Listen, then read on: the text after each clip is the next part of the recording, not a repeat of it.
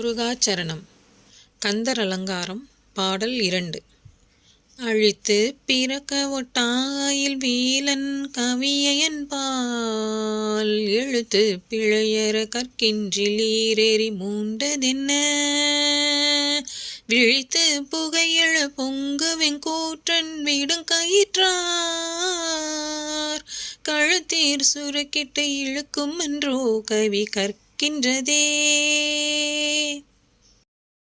பொருள்: தீவினைகளை அழித்து இவ்வுலகில் மீண்டும் பிறவி எடுக்காமல் பேரின்ப வீட்டை முக்தியை வழங்கவல்ல கூர்மையான வேலினை தாங்கிய திருமுருகப் பெருமானை புகழும் திருப்புகழ் பாடல்களை இன்றே மெய்யன்புடன் எழுத்துப் பிழைகளை சிறிதுமின்றி கற்றுக்கொள்ளாமல் இருக்கின்றீர்களே.